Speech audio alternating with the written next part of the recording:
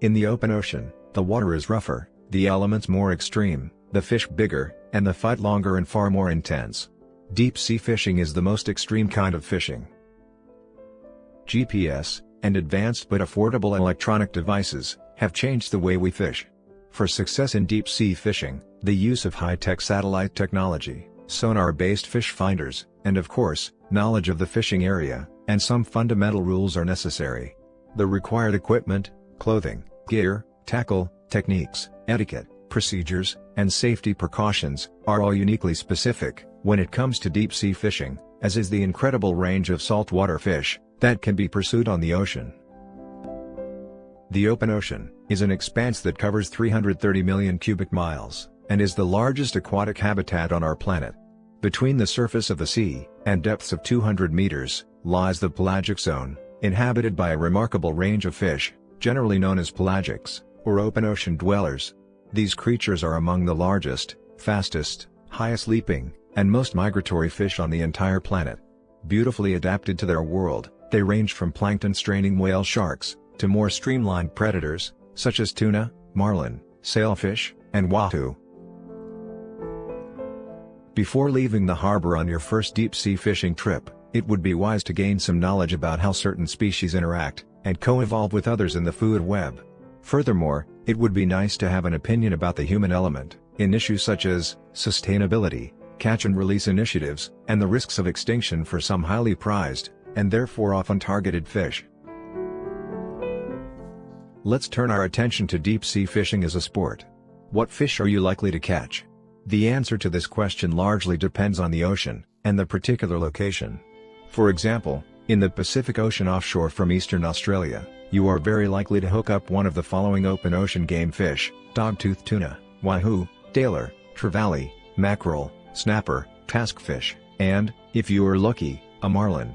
In the same ocean but offshore from the west coast of California, and the Baja Peninsula, the fish you should be aiming to catch will be yellowfin tuna, amberjack, pargo, snappers, dorado, marlin, and sailfish. Deep-sea fishing in the Atlantic Ocean will also have some differences in terms of the game fish species between the offshore locations from the east coast of North America, and the west coast of Africa. In the Gulf of Mexico, you can try to land a yellowfin tuna, while in the Canadian waters the Atlantic bluefin tuna is regarded as the most prestigious trophy fish. When it comes to deep-sea fishing, terms like longlines, draggers, rod and reel, handline, or lures and teasers, can be confusing for beginners. Therefore, here is an overview of the most trusted methods, which lead to success in deep-sea fishing. First of all, always use techniques that appeal to the three senses of pelagic fish, namely sight, sound, and smell. The method you need to use depends on the fish you are targeting. So, it would be wise to make yourself familiar with the behavior and feeding patterns of your future trophy fish. In open ocean deep-sea fishing, two main fishing techniques are used all over the world: trolling and bottom fishing.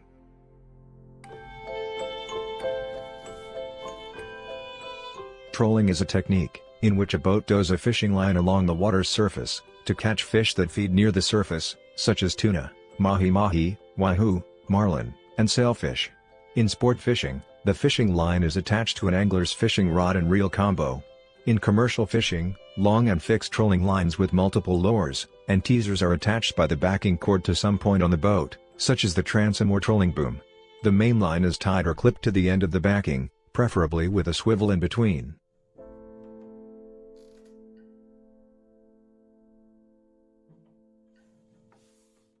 In sport fishing, the special equipment required for catching different species of tuna, like bluefin, yellowfin, blackfin, skipjack, dogtooth, albacore, big eye, and longtail, consists of a short but strong offshore fishing rod, because of tuna's size, strength, and readiness to fight. The best brands of reels for tuna fishing are Shimano Diagra, Daiwa Lean, Alia Technos Albacore, and Accurate. Furthermore, a strong 8-strand 100% superpolymer polyethylene fiber braid fishing line, and a clear fluorocarbon leader are used in combination with suitable lures, or hooks with teasers.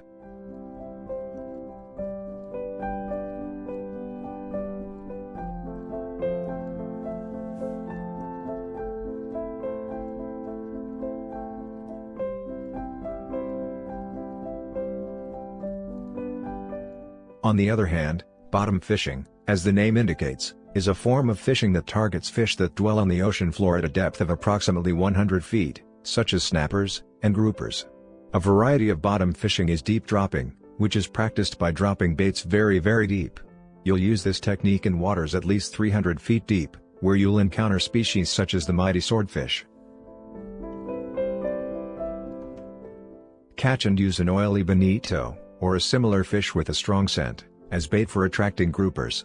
A sample tackle set assembled for trying your luck in deep-sea bottom fishing for large groupers, for example, Goliath groupers, need to contain these parts. Choose a 6-foot medium-heavy bottom fishing rod. Actually, whatever rod you use will eventually snap after a few really large fish with that amount of drag. Therefore, fishing Goliaths with a hand line is always an option. A large, heavy-duty reel capable of 90 pounds of drag and loaded with 400 pounds monofilament. Monofilament or better, polymer polyethylene fiber braid fishing line is the best choice. You don't need a long line, because you either win, or lose the battle within the first 25 to 30 yards of line. Monofilament leader line for test monofilaments weighing 80 to 100 pounds is suitable. Use a fish finder rig with a 7/0 circular hook and 3 to 16 ounce fish sinkers. The key to successful Goliath grouper fishing is anchoring close enough to the reef or the wreck, where you are hoping to find a Goliath, so that when they come out of their secure hiding spot to eat your bait, they already are far away, that you have a chance of pulling them away before they get back and break you off. One tip to help them find the bait is to bounce it off the bottom to create some commotion. Suitable bait fish are bonito, barracuda, grunts, rays, or squids, since they give a strong scent. Groupers don't react to lures or teasers, hence use only natural bait. Goliath groupers are a protected species. Therefore practice catch and release exclusively.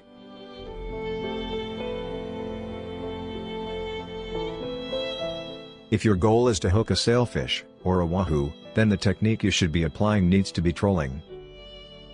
Once a sailfish, or a wahoo, gulps a bait fish presented from a kite, the angler must quickly reel in the slack line from the kite clip. For these tense moments, a high line retrieve ratio becomes a major factor. I recommend the following highly suitable tackle when you go after these very fast pelagics. A medium action, 6-7 foot offshore fishing rod. At least 450 to 500 yards of monofilament line is necessary for line pulling sailfish, though some fishing reels offer 800 or 900 plus yards. Sailfish are not as heavy as billfish, so drag pressure to 20 pounds is all that's necessary. The best reels for catching wahoo, or sailfish are Alia Technos Albacore 20 Veloce, and Accurate Boss Extra Light BXL 600. A monofilament, or fluorocarbon leader for 40 to 80 pounds works very well. Sailfish swallow bait eagerly near compact targets, like reefs, high-profile structures, and wrecks within 80 to 250 foot depths. Also for wahoo, use threadfin, herring, or Google Eye, as bait. Hooks with suitable sizes for both species are 5/0 to 7/0.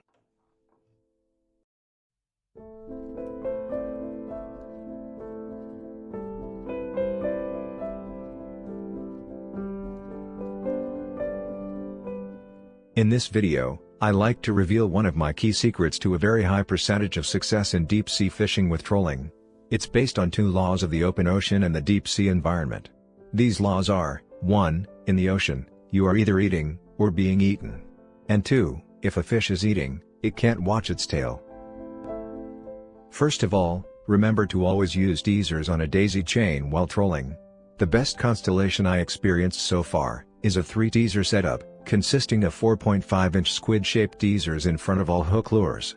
It lights up your chase baits, and acts like a big arrow, pointing your hook baits out to all pelagic species. This system will increase your hookup ratio immensely. You can use these by themselves in front of your hook baits, or with a tuna bird that has been enhanced with tuna tails. Use teasers with huge eyes, and sparkles to make your rig come alive. According to law number 1, the 3 teasers look like a group of squids trying to run, or swim, for their lives, followed by a hungry and larger predator, which in fact, is your hook bait. The teasers make your hook lure presentation that much bigger, by about 3+ foot, and focus the attention of pelagic fish on the hook lure, where it belongs. This setup acts underwater as a big neon sign, pointing to your hook lure. According to law number 2, it cries out, "Eat me now," because I'm too busy to watch my rear. The added weights of your teasers make your hook lure swing back and forth behind the teasers in an exciting, fish-attracting motion. And as you will find out, no pelagic fish can resist this kind of temptation of catching an easy and tasty-looking meal.